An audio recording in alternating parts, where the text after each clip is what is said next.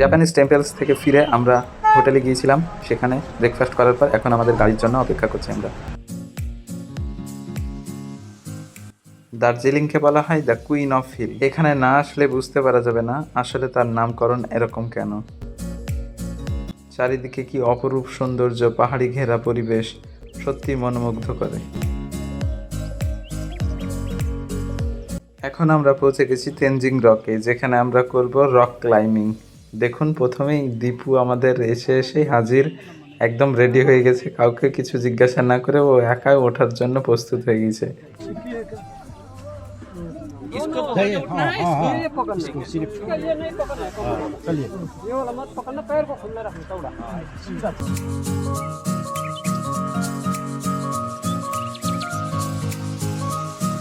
এই rock climbing করতে জনপ্রতি পড়লো 100 টাকা করে।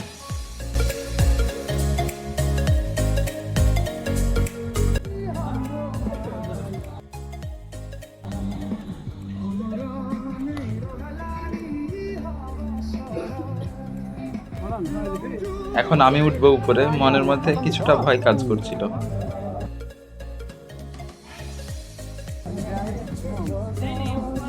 अब टर्नमा लास्ट सिन्डे लाग्दैछ नि।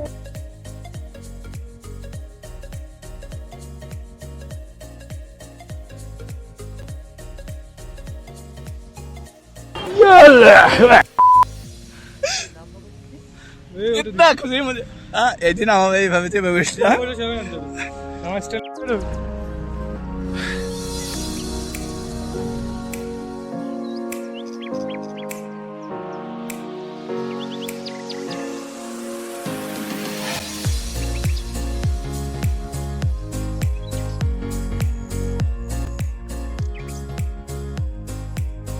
রক ক্লাইম্বিং সেরে এখন আমরা চলে গেলাম টি গার্ডেনে।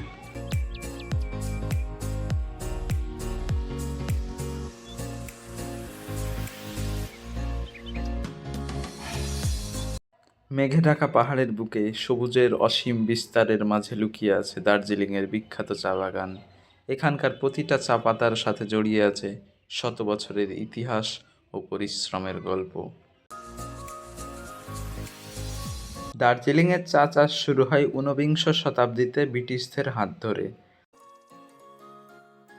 আজ এই চা বিশ্বের অন্যতম জনপ্রিয় ও দামি চায়ের মধ্যে একটি।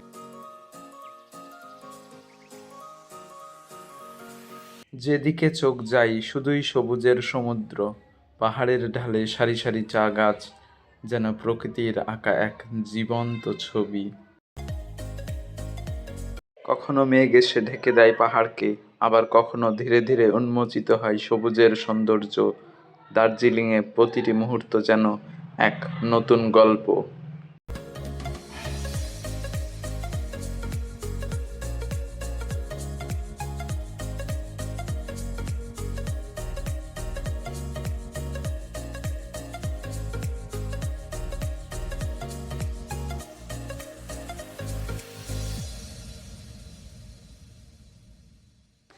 প্রকৃতির সৌন্দর্য, ইতিহাস আর চায়ের সুবাস, সবকিছু মিলিয়ে দার্জিলিংয়ের চা বাগান সত্যিই এক অসাধারণ অভিজ্ঞতা।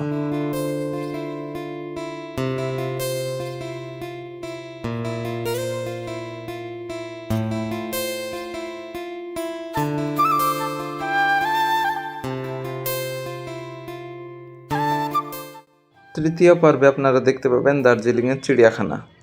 এই ভিডিওটি কেমন লেগেছে অবশ্যই জানাবেন। ভিডিওটি ভালো লাগলে একটি লাইক করবেন এবং সাবস্ক্রাইব করে পাশে থাকবেন।